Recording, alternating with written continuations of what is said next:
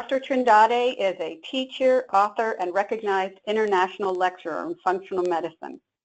After earning a bachelor's degree in biology, Dr. Trindade earned her master's in public health and environmental health and epidemiology prior to beginning medical school. She graduated first in her class in family practice from UC Davis School of Medicine in Sacramento, California, and completed residency training at University of California, San Francisco, affiliated Santa Rosa Family Medicine Residency. Dr. Trindade is both a graduate of and faculty for the Morsani College of Medicine at the University of South Florida in Tampa. She has been in clinical practice for more than 18 years. Prior to starting her own private practice in 2004 in functional medicine, she was the medical director of a large nonprofit organization. Dr. Trindade is currently active in the development and teaching of programs in functional medicine in the United States, Latin America, and Europe. So she's very busy. So we'll let you get started. It's 12:01, Dr. Trindade, and you can get started with the program. Great, thanks, Betsy. And welcome everyone to Clinical Pearls in Laboratory Testing. Now this is a review of a workshop that was done by Dr. Smith, Dr. Carnahan, Dr. Patrick, Dr. Lepine, Dr. Grzinski, and myself back in May. And so what I did is I took what I felt were the most important pearls or the sort of information that I found really useful and that I may not have known. So I hope that it is useful to you as well. The main thing that I wanted to start out with is some of the importance in definitions when it comes to food reactions, because this is extremely crucial when we're talking to our colleagues, especially. So when we're talking about a food allergy, we can only be mentioning food allergies in the sense of Ig-mediated type 1 hypersensitivity reactions. When we're talking about food sensitivities, we're talking more about the IgG-mediated delayed hypersensitivity. So if we're talking about food sensitivities or food, quote-unquote, allergies, we really need to mention them as food sensitivities.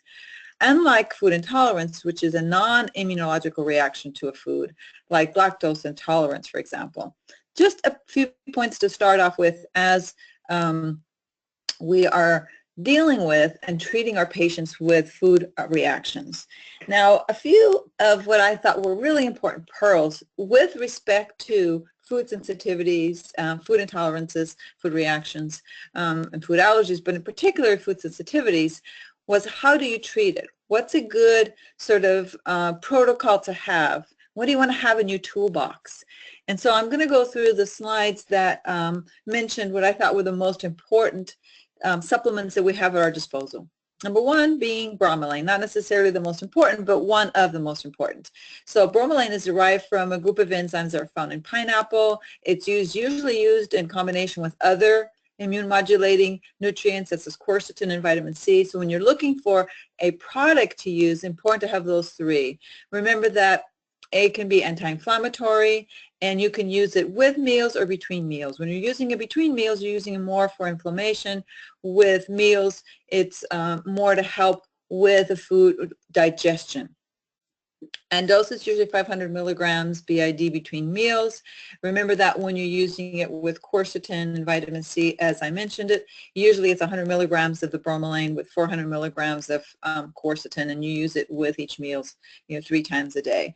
But also make sure that you're not using it with patients that are allergic to pineapple. Another one to have in our arsenal is N-acetylcysteine. Now we know that N-acetylcysteine is a very potent antioxidant, and of course it boosts levels of glutathione, and it's one of the primary antioxidants in the lower respiratory system. It is a mucolytic agent. It can thin out mucus, and it can break up the sulfur bonds that hold it together. Now it's also good for chronic stuffy nose, as you see, for example, in allergy season. And you usually want to use doses of 1,500 milligrams daily for pretty severe congestion and 1,000 milligrams more for mild symptoms. And it usually comes in 600 and 100 milligrams for most nutraceutical companies. Now remember that it can be used with other immune modulating therapies, as I mentioned before, but also it's important to know whenever we're using a supplement, just like when we use a prescription drug, what are the side effects? What are the potential either nutrient depletions or side effects that it can have? In this case, N-acetylcysteine can deplete zinc and copper, so you want to make sure that your patient is on those, or particularly taking a multivitamin that includes zinc, both zinc and copper. And also, if you're using N-acetylcysteine in a patient that's prone to kidney stones, you want to make sure that they're on vitamin C, particularly at 1,000 milligrams per day or more. I usually use 2,000 milligrams per day in my patients just to avoid that. And since, and vitamin C is an antihistamine, if you're treating patients for allergies, you would most likely already be in vitamin C, but it's just important to be aware of that. Quercetin is a flavonoid. It's what's been referred to as a superstar flavonoids, and it can be frontline treatment for allergy and asthma. It is, of course, anti-inflammatory, and it can stabilize the walls of mast cells, which then prevent the release of histamine and serotonin. It's found in the skins of apples, yellow peppers, onions, and it's usually found together with bromelain and also vitamin C. So you're really enhancing its flavonoid activity. And it's better if you use it before your exposure, but with any of these, it's always before to use it before exposure, but you can use it as treatment as well, although, of course, before would be better. And it's found with a bromelain, as I mentioned before, usually 400 milligrams of quercetin to 100 milligrams of bromelain, and vitamin C can be at least 500 milligrams. I tend to use a little bit higher doses because vitamin C is a great not just a great antioxidant, but it's also can act as an antihistamine. Now, stinging nettles works by inhibiting the release of tryptase, which is, again, a mast cell mediator of inflammation due to allergic response, and it's been shown to be effective for hay fever. It can inhibit the expression of many inflammatory gene markers like IL-2, IL-6, IL-8, and TNF-alpha. Usually you want to take about 300 milligrams with each meal, and you can take up to 3 capsules per day, so 900 milligrams. Now, it's important to know that it is a diuretic, and so it can increase the elimination of potassium from the body. So you may need to supplement with potassium and make sure patients are eating potassium-rich foods. Particularly, you want to be aware of this if patients are on prescription drugs, which may already affect potassium levels. And so you want to make sure that you have caution in using it in patients who are pregnant or trying to conceive, or have kidney or heart problems, particularly also due to the effects on potassium. Vitamin C, I already mentioned. It is, of course, a natural antihistamine, and it's best for allergies if you take it on an ongoing basis, but it's just a great antioxidant to have our patients in, and it can promote vasodilation. But again, it's also immune system strengthener and can normalize immune function. So you may want to have our patients in it on an ongoing basis. And studies have shown that the rate of asthma increases as the intake of vitamin C in the diet decreases. And doses are usually from 500 to 1,000 milligrams twice a day. But remember, it's water soluble, and it's better taken throughout the day, so BID or TID. And I usually have patients on a little bit higher doses, like 2 to 3 grams a day. But remember, Linus Pauling was in. Took much higher doses per day, but there is a bowel tolerance, so you want to make sure you're aware of that.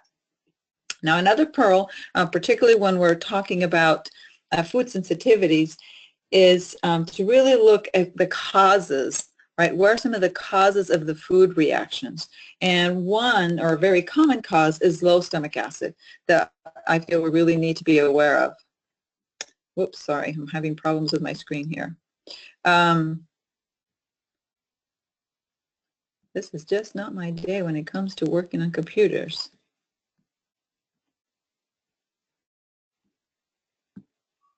Okay, so now with hypochlorhydria, of course, you still want to find the root cause, but you want to consider it in patients with allergies or food sensitivities, because of course it's going to affect your potential for developing a food sensitivity as well as a food allergy. So always consider that in your patients that are presenting with food sensitivities. Now, you still have to find the root cause of why the patient became hypochlorhydric, and one very common in the United States is the abundant use of PPIs, right? Proton pump inhibitors, unfortunately.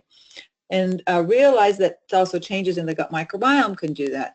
But using PPIs in itself can also change the gut microbiome. But you want to consider low HCl on any conditions, particularly in small intestinal bacterial overgrowth, and you want to work to try and find out if the food allergies that you're seeing are a consequence of the low stomach acid or if they have contributed to it. So just remember to consider hypochlorhydria in your patients with allergies, and particularly food allergies and food sensitivities. But also, we want to be aware of what caused the low HCl, but what are the consequences of low HCl? And I feel that in my clinical experience and in talking with a lot of other providers, and particularly people in the fellowship, is to consider what are some of the downstream effects, particularly with respect to small intestinal bacterial overgrowth. Because when we're talking, at least in my experience, when we're talking about small intestinal bacterial overgrowth, we often forget to look at, is it a problem in digestion? Is it a problem in absorption? What led to this change in sort of our gut that would allow bacteria to migrate up, so from the large intestine into the small intestine. So consider low stomach acid as being in your differential diagnosis as one of the potential causes for SIBO.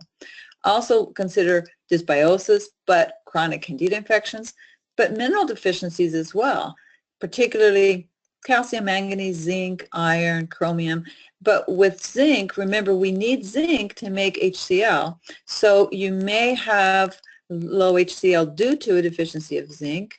But if you have low HCl, you also cannot extract zinc from your food. So it's a double-edged sword in a sense. But also don't forget B12 deficiency as being a consequence of low stomach acid, as well as low ferritin anemia. And I see a lot of low ferritins in my patients. So always consider if low stomach acid could be a cause. To me, it almost seems like there's a big epidemic of low HCl. Now, there's some other causes of low stomach acid. Consider, of course, that as we get older, we have a propensity to make less stomach acid. And, of course, I already mentioned PPIs, but also in autoimmune conditions or patients that may have been fasting and other chronic medical conditions. And one particularly large one, stress. Can be a big cause of low stomach acid, particularly in those patients that have been in this sympathetic dominant state. Because remember that food, or I always say rest and digest, is under the parasympathetic nervous system. And some of the symptoms that you can look for in your patients, particularly bloating or belching after meals. So I always say gas and bloating are a big one, but also it can be intolerance for protein, rectal itching, which we often think is associated with parasites, but it can also be low stomach acid. You can look at fingernails, and there can be peeling or cracked, but I especially see a lot of vertical ridges, so deep ridges in your nails is, of course, a sign of low HCl. But adult acne or rosacea can also be a symptom of or a sign that you find with patients with low stomach acid. And, of course, asking our patients about what their stool looks like and considering undigested food found in the stool. Now, also remember that changes in the gut microbiome can lead to immune reactions to foods, and that's particularly important. So you really want to look at and consider the gut microbiome when you're looking at food sensitivities. And we know that dysbiosis can be correlated with food sensitivities and food intolerances. But also realize that many of the probiotic strains that we have to alleviate food allergy really resides in their ability to modify food antigens, but also to repair gut barrier function and balance, or a altered microbiome, as well as restore, some local and systemic immune regulation. So extremely important to consider the gut microbiome. And of course, when we're talking about the gut microbiome, we need to look at, well, what are the best tools that we have available to evaluate that? And to me, it's really looking at the GI effects, where you can look at digestion and absorption, as well as inflammation and immunology, if you will, as well as looking at the microbiome, or DIG. It's a great sort of way to consider when we're looking at the potential benefits of doing a GI effects, because there's a lot that we can do. There's a lot of information that we can glean from it, and sometimes even very small changes in the GI effects can give you a lot of information of what's going on with that particular patient. Also, don't forget about exocrine pancreatic insufficiency, which is now an ICD-10 diagnostic code. And I think we're getting pretty good at looking at it in patients with celiac disease, but also don't forget about looking for exocrine pancreatic insufficiency in patients with SIBO. But in my clinical practice, I consider it in any patient that has any GI symptoms. So if patients are complaining of whether it's just gas or bloating or any concern that they have digestive-wise, I want to look at exocrine pancreatic insufficiency. And of course, you get your pancreatic elastase from the GI effects, so you get an idea of what's going on with the exocrine pancreatic function. Now, other things that you also want to consider is things like 3-methylhistidine, which is not on GI effects, but you can find it in your organic acid testing or in the NutrEval. And remember that 3-methylhistidine can be assigned for a poor breakdown of proteins in the diet. And when you see that, you really want to suspect hypochlorhydria in that patient. So another tool that we have sort of at our disposal. And I cannot say enough about the NutrEval because I feel that there's so much information that we can glean from it that we then take to our patient and really try and figure out how it sort of coincides with the symptoms that our patients came in with, as well as our findings on our physical exam. So remember that you get organic acids, you get amino acids, you get your fatty acids in the RBC, you get oxidative stress markers, and of course you can also add your nutrient and toxic elements, your vitamin D, as well as some genomic markers. Now remember that when it comes to digestion, there's a few other things that you can also look at. I had mentioned already your 3-methylhistidine, but you can also get an idea of 1-methylhistidine, although it's not as good a marker for low HCl because it is found in meat eaters. But you can also look at anserine, carnosine, and beta-alanine. And for example, if you see an increased beta-alanine, it may be an independent marker of abnormal gut fermentation. So if you're doing both the GI effects as well as a NutrEval, you can really put that information together and do a lot in assessing your patient and developing a treatment protocol. But if you're just doing organic acids, you can also get an idea of what's going on in the gut. Now, when it comes to anserine and carnosine, if they're elevated, especially when you have low or low normal amino acids, it can be a sign of incomplete digestive proteolysis or a proteolysis, or a leaky gut. So it's important that you consider all these different markers that we can then put together and really help our patients. Now, I put this slide in because I think I often forget just how amino acids how important they are in the health of our patient and how patients can present with so many different symptoms that are associated with amino acid deficiencies. So to me, it's really important that you look at that. And of course, you get the amino acids in your NutrEval.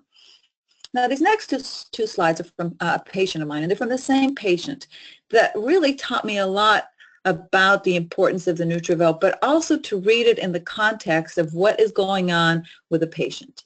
So this is a patient of mine that came in and had a lot of symptoms, complained of a lot of fatigue, and had an autoimmune condition.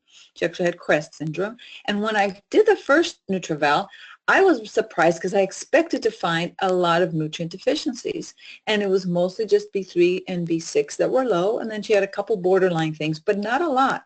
I was really expecting it to sort of light up in the red in many different categories, and it didn't. So I was thinking, okay, what's going on?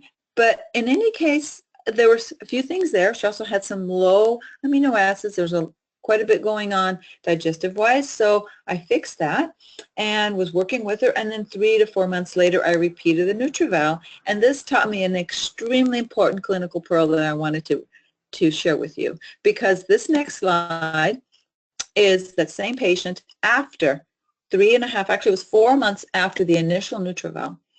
And what I found is, oh my gosh, now she's got a high need in a lot of her B vitamins. Why is that? Because initially I didn't see that, at least not in the initial NutrEval. And the pearl here is that whenever you have a condition where the body is not getting necessarily what it needs, it tends to down-regulate those pathways. So if it needs more B vitamins, it may down-regulate some of those pathways. But as soon as you start to supplement, it's sort of like the gates are open, and now they're showing a higher need because those reactions are turned on that had been sort of slowed down. So if you have a result similar to this in your patients, it does not mean that what you're doing isn't working or that they're not getting better. It means that the body is now getting some of what it needs, so it's going to show its total need. So it has a much higher need for those supplements. So this really taught me a lot, and I hope that it helps you in your clinical experience. Now, this sort of B vitamins leads, of course, into the methylation cycle, and I wanted to just cover a couple slides on how the methylation cycle affects our health. And we know that methionine, or acetylmethionine, is extremely important. It's sort of the universal methyl donor, but I think methionine sometimes gets a little bit forgotten, and that's extremely important because it is not only a precursor for acetylmethionine, but it's also important of mRNA, and it's a lipotropic, which I actually didn't know initially. So it's really important that you consider that, but also realize that when you're looking at the methylation pathway, it's you want to look at just having the right level. So too little is not good, but also too much can increase your levels of oxidative stress. And methylation can affect many health conditions: cardiovascular disease, autoimmune disease, gut disorders, but osteoporosis is one that I actually wasn't aware of, so that high or elevated homocysteine correlates with increased risk of fracture as well as osteopenia. Now, I think with respect to the neurodegenerative conditions and cognitive decline and mood disorders, we're a little bit more sort of aware of that, but I think it's really important to realize just how important in general methylation is. And that, there's many health conditions that can affect the methylation cycle, such as someone who's had a traumatic brain injury, where you can see decrease in plasma methionine as well as acetylmethionine, but also like a tissue-proven non-alcoholic steatohepatitis also can affect, the methylation cycle, as well as alcoholic liver disease. Chronic alcohol exposure can induce CYP2E1 enzymes and increase your oxidative stress in your reactive oxygen species. So really important to realize that methylation is involved in a lot of different reactions, but there's also some health conditions that affect the methylation cycle. Sort of goes both ways. Now, in terms of the methylation cycle and really looking at the enzyme function, I think it's important that we also consider that there's a lot of different things that can affect the enzymes. So it can be affected by single nucleotide polymorphisms, right, as we all know, particularly, for example, the 677T in folate metabolism, but also nutritional status, that most of those pathways require cofactors that we may not initially be aware of, or that may not be sort of in the stated in a methylation cycle if you're looking at a schematic, for example, but as well as a lot of toxic exposures that we're faced from our environments that alter reactive or oxidative reactive species, but are also inflammation. So extremely, extremely important. And of course, there's also metabolic feedback loops that can affect it. Now, we can't sort of talk about the methylation cycle without also looking at toxins as well as our ability to detoxify, which I think is becoming more and more sort of affected by this polluted environment, that we live in. So I thought that this was an extremely sort of eye-opening paper that was talking about that the family practice doctor will see illnesses that are related to environmental exposure to toxic metals in about 2 out of 5 patients in their practice.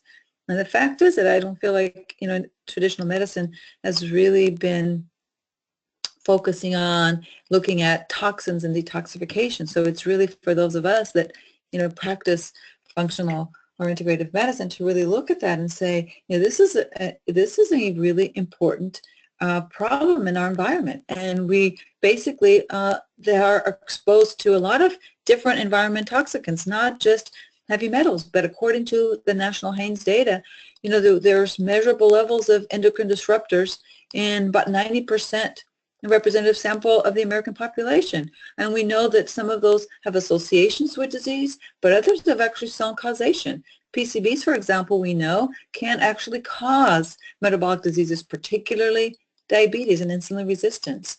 And so we've heard a lot about bisphenol A, for example, but there's also a lot of phthalates, and there's other bisphenols that are extremely important, not just the area of heavy metals, because these are toxins that have long half-lives, and so they are persistent, and they bioaccumulate. They can live in our tissues as well as in our environment for many, many years. So really having a good detoxification protocol is important.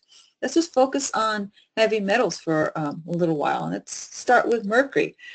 Why is it so toxic? I've often asked this question. Well, it's because it can penetrate in many different of our organs, particularly the brain, and it can be stored in the kidneys, and it can also bind very tightly to our sulfhydryl groups. And it's hard to chelate, because if you're already in this toxic milieu where we may have lower glutathione levels, it's much harder for our body to chelate it, and we need to have high glutathione levels. But also because we have sulfation and methylation slips, so it makes it a little bit more difficult to chelate. And you need to have really healthy glomerular function, which can be damaged by other heavy metals such as cadmium and lead. And we also need to have really good general antioxidant support, like vitamin C, for example. Now, this is something that I've believed for a long time, and I still have difficulty interacting with some of my colleagues that are not aware of sort of the literature, but the fact that amalgam-related mercury exposure exceeds that from fish or other sources for the majority of the population. So extremely important when we do a physical exam, we look for amalgams, and we discuss with our patients if they have amalgam fillings and need to get them removed, then we need to prepare them, for the removal. But the fact that this vapor outgassing for amalgam fillings is at a rate of 2 to 28 micrograms per facet surface per day, and 80% of that is absorbed through the GI tract, to me that's really scary, and it really sort of signifies the importance of educating our patients. So this means that we really need to be looking at the toxic load of our patients, or toxicant load. And this is one of the reasons why I love the core effects profile, or the toxic core effects profile, because it really helps us figure out exactly what is the total toxic load, of our patients. Because we can look at the organophosphates, the bisphenol A, your phthalates, as well as your chlorine and your PCBs, because we know that these have been associated with many different types of conditions or diseases, from cardiometabolic syndrome to obesity, to diabetes, to infertility, to low testosterone. More and more I'm seeing younger men with low testosterone levels, and the solution isn't to replace testosterone to start off with. It's really to look at the underlying reason why. When you see a 30-year-old with low testosterone, you want to try and figure out why, and then most likely they're toxic, and we need to develop a detoxification program for them. And so how do we do that? How do we detoxify and eliminate toxic metals? Well, I think we really have to first, decrease exposure, and then really support detoxification and excretion, and really work with a lot of the intermediates or the cofactors that are needed for both phase 1 and phase 2 detoxification of the liver. And then I think sometimes we forget that there's vitamins that serve as cofactors in both phase 1 and phase 2. I think we all realize that phase 1 is an oxidation reaction and phase 2 is more conjugation, but where I think we fall short, and myself included, is in all the cofactors are needed, such as zinc and selenium and vitamin A, D, E, K, and vitamin C for phase 1, for example, as well as many of the B vitamins and amino acids for phase 2. So extremely important. I feel like with respect to B vitamins that they're really needed, and no matter what phase of detoxification you're talking about. But also to look at the gut and realize that we detoxify a lot through the gut, and so we really need to normalize what's going on in the gut. Use the 5R treatment program, for example, and look at what's going on in the microbiome, but also don't forget about the bile and the fact that a lot of things can be interhepatically recirculated, so they can go from the gut to the bile and back, and they can also be stored in the bile. And so I think that it's really important that we start sort of with a natural detoxification even before we do a pharmaceutical one, starting off with food and avoidance and how much can we include in terms of supplements with our patients. But to me, sort of food and increasing antioxidants is foundation. And then you add your other support for both phase 1 and phase 2 with our pharmaceuticals. Now, I think that we are in a sort of time in the world, and I see this throughout cultures and throughout countries, where everybody has this sort of morbid fear of germs, this melismophobia. And I recently had an experience where my father was hospitalized and he was in the ICU, and the nurses or any worker, but particularly the nurses, as soon as they would get ready to walk into his room, they would use these hand sanitizers instead of, washing your hands. And the fact is that hand sanitizers are toxic in of themselves. Ticlosan, for example, is found in hand sanitizers, as well as antimicrobial soaps and a lot of deodorant and detergents. But, we need to realize that sometimes what we're trying to sort of avoid or treat is sometimes part of the poison. So it's really important that we're aware of that. And triclosan, now we know, is an endocrine disruptor, just like bisphenol A, and it can have immune suppressive effects. So we need to be aware of that, because for a long time there was sort of a controversy whether or not triclosan was really dangerous, and indeed it is. And also, too, we need to consider what are some of the associations, if not sort of downstream effects, of some of our other toxins, particularly pesticides, which have been, associated with increased risk of asthma as well as eczema, and that it can decrease our natural killer cell function, whether you're talking about, organophosphates or carbamates. So just really important that we realize that there is literature out there that supports this. And when it comes to detoxification, one thing that I have not mentioned is the importance of amino acids. I talked about it a little bit, excuse me, with respect to phase 2 and the fact that it's a conjugation reaction. But aside from being a conjugation reaction, it also uses amino acids. So if our patients are not properly digesting their food and breaking it down into amino acids, that can be a major problem. So it's another part of the NutriVal that I feel is really important to look at, is at our levels of amino acids and making sure that they're adequate. And if you suspect, that the deficiency in your patient is more recent, you might want to do the amino acids in the urine, whereas if it's longer, you might want to do in the plasma. I tend to do both. But another one extremely important for detoxification is the B vitamins, which I already mentioned. But also be aware that deficiency of certain B vitamins increases the toxicity of some of these toxins. So for example, B1 deficiency can increase the toxicity of PCBs, and I already mentioned PCBs are associated with many different metabolic diseases, but they can actually cause insulin resistance and diabetes.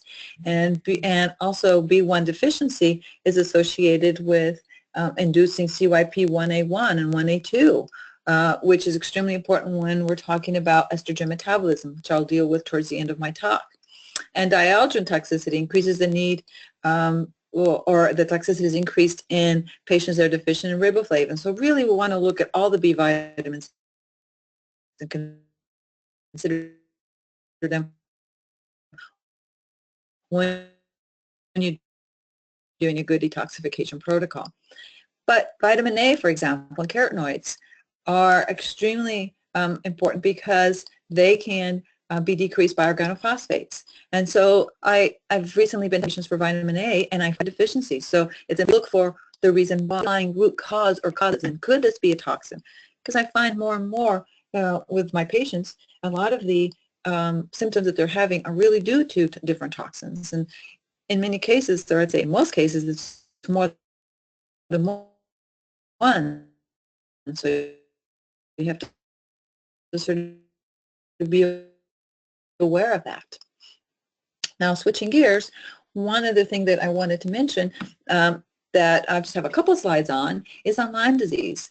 And Lyme disease is really the great mimicker. And the one thing that from this conference in Lyme disease is that it is a great imitator. Patients are not getting better, and you've sort of already developed a treatment protocol, and you're not really getting the results that you expect, particularly in our extremely fatigued patients. Don't forget to consider Lyme disease, and that could be one of the problems.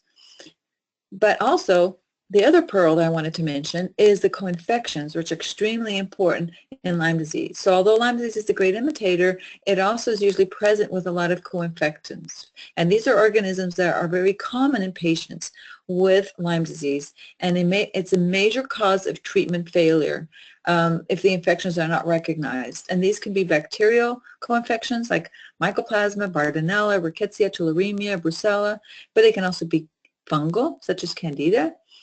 They can be parasitic, like Babesia, as well as your intestinal parasites, so another reason to do our GFX, for example. But they can also be viral, things like Epstein-Barr virus and CMV. So really important that we look for all of those in our patients. And I always say you also want to do a good functional medicine approach with any patient that you suspect Lyme, because you want to make sure that they're absorbing, that they're breaking down their food, and that you want to do a nutrient analysis. You want to look at their gut. So you want to do a total sort of analysis to make sure of what's going on with them. And when it comes to treating, whether it's Lyme or any other inflammatory disease, there's a couple of things that were mentioned that I thought was extremely important. And these are different ways to tackle inflammation, and particularly looking at nerve tube functions and how can you increase it. So NERV2 is really sort of a sensor in the cytoplasm that can regulate your redox balance and the stress response. And it is activated by oxidative stress. And it goes into the nucleus, binds to the ARE, the antioxidant response element, and activates phase 2 enzymes. But I think it's really important that we realize that there are different things that we can use that can help us in this aspect.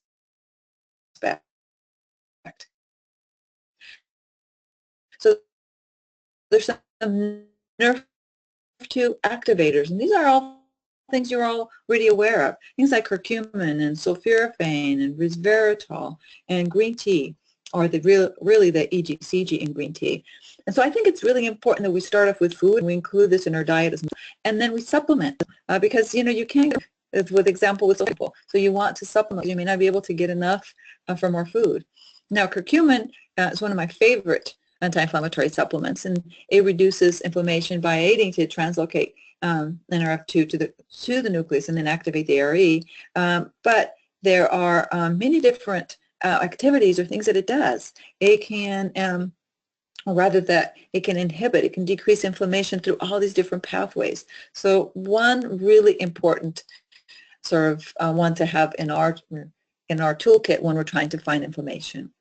I wanted to switch gears just a little bit and look and talk more about cardiovascular disease, because that was another of the topics covered when we're talking about laboratory testing, looking at how do we best assess, how can we best assess cardiovascular risk in our patients? Because whether you're a man or a woman, our number one cause of death in the U.S. is still heart disease. It's not cancer. It's heart disease. And I feel that we've done a pretty good job of trying to assess it in men, but not so in women. And women in the menopause, perimenopause, menopause, our risk, our rates, and our cardiovascular risk goes up much higher than men. So we really need to be looking at that in our women. And the best way to assess cardiovascular risk is not just by your total LDL, but it's by your LDL particle number using nuclear magnetic resonance, such as the CV Health, for example. And I like doing the CV Health Plus. Now, we've known this for a long time. Since 2007, we've known that a better way to measure cardiovascular risk is by looking at LDL particles with nuclear magnetic resonance. But I feel that it is still not being adopted into this. And get an ideal number by ApoB, but if you can get the LDL particle number, it's much, much a better measure. Now, when I'm in Europe, I can't get an LDL particle number. Unfortunately, not in the U.S. I have to have the, I'm sorry, not in Europe, in most countries, particularly not in Portugal. We're able to get it out of the United Kingdom, for example, or I have to order the tests in the U.S. and have it done. So you can approximate it with ApoB, for example, for the LDL particle number. But in the U.S., we're able to do it, and it is covered by most insurances. So extremely, extremely important that we look at. So when we're looking at LDL particle number, what we know is that it's important that we look at the particle number, and that can vary even for the same level of total LDL, so that you look at the numbers, and that's what determines vascular risk, not just your LDL, your total LDL. So extremely important to be aware that the particle number is our biggest determinant of risk. Particle size is also important, but it's the particle number that, or the number of particles, that it's the biggest determinant of risk.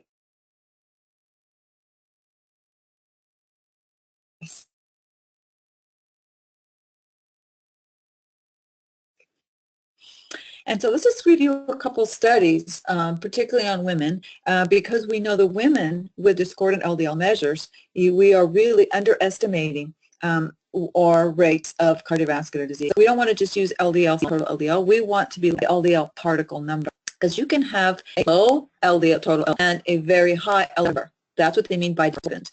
And it's a number that it's the biggest determinant. Now, I'm talking about women in the menopause. That's extremely important. People want to be doing those examples, looking at LDL particle in some other women, particularly young women with PCOS.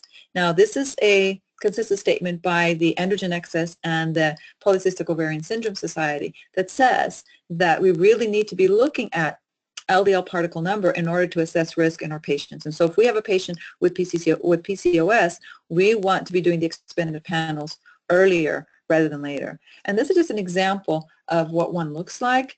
And let me just tell you a little bit about this patient. This is a 40-year-old a patient on a very low fat diet who was high or low. Now, if you just look at your traditional panel on the left, you can see that the LDL is pretty good. His total cholesterol is good, but his triglycerides are high. So anytime you see high triglycerides, to me, that's almost synonymous with insulin resistance. They may not be diabetic or even be pre-diabetic, but you need to consider insulin resistance. And if you look on the right side, you can see that the LDL particle number is suboptimal. You want it 900. And they also have the small unhealthy pattern B, which we want more of the large pattern A. In addition, his homocysteine is elevated and his CRP is high. So we would not be getting all of the risk factors that are really important to him by just looking at a traditional panel. So extremely important that we look at our expanded panels.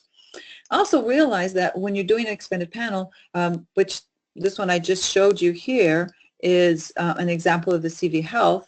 You can also do what's called the CV Health Plus, where you're looking at the primary SNPs that are related to cardiovascular health and blood coagulation. Those are also included.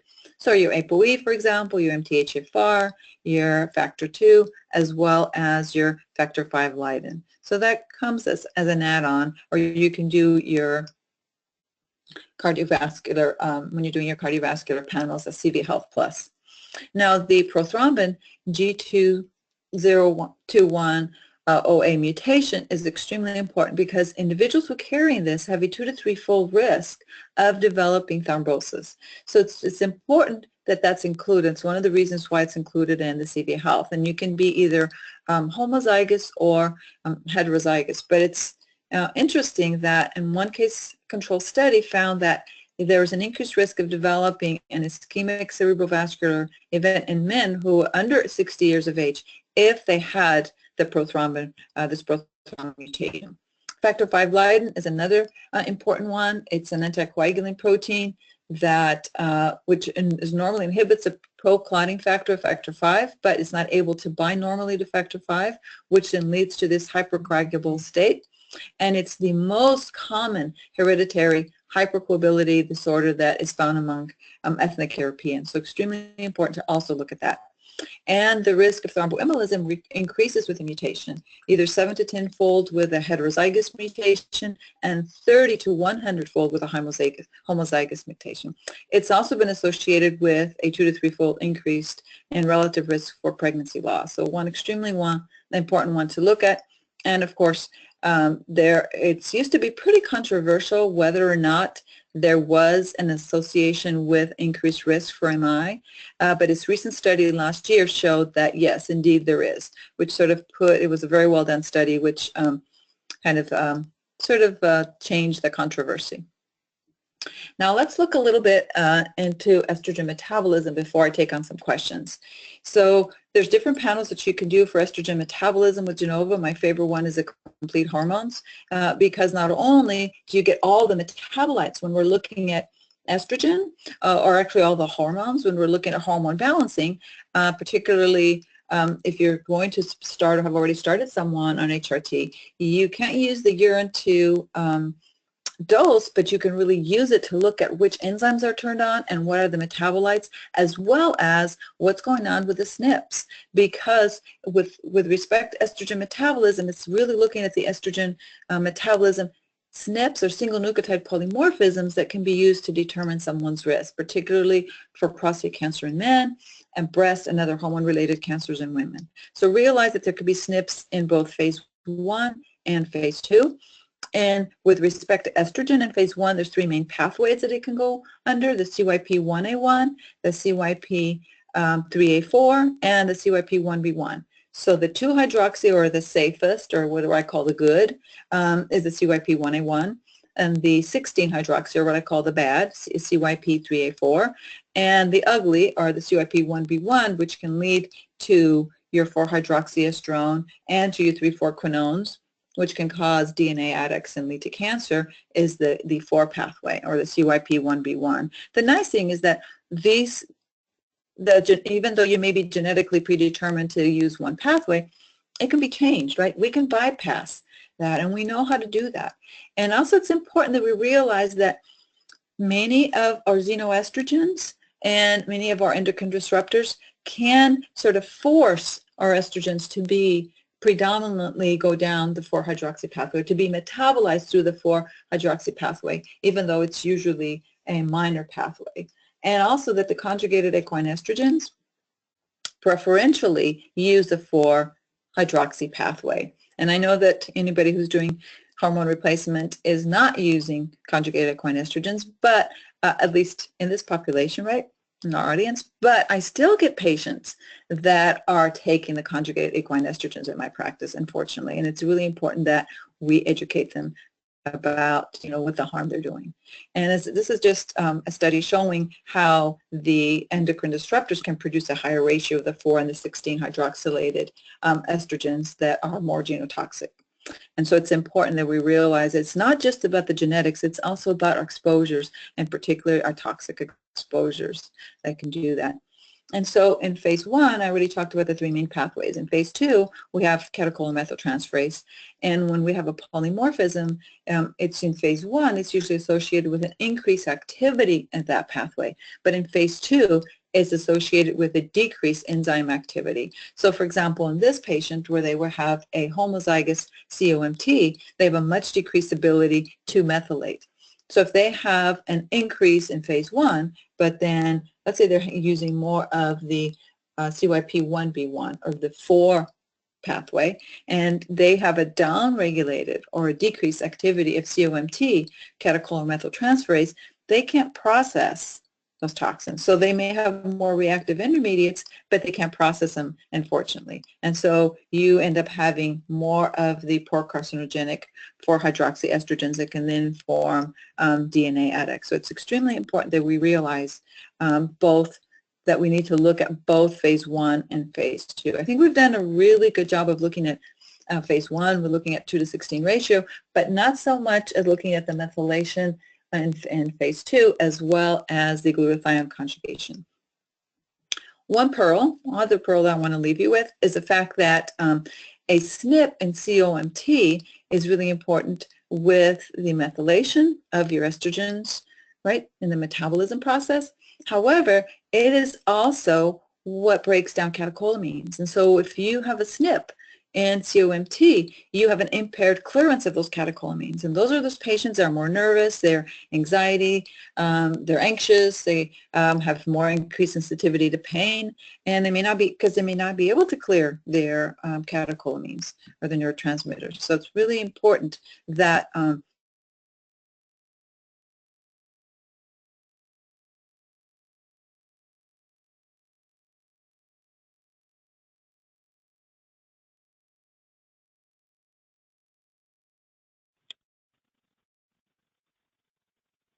Dr. Trindade? I think your sound has come out. Okay, well, we'll just give Dr. Trindade a minute to come back and see if her sound comes back. We had a few questions that we were going to ask her and see if we can reconnect with her.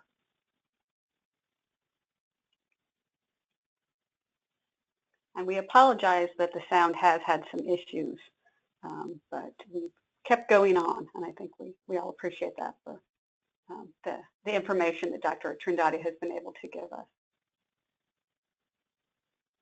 I don't know that Dr. Trindade is going to be able to make it back on. We do have the questions, and we have information. We can answer those and try to reach you back with those answers.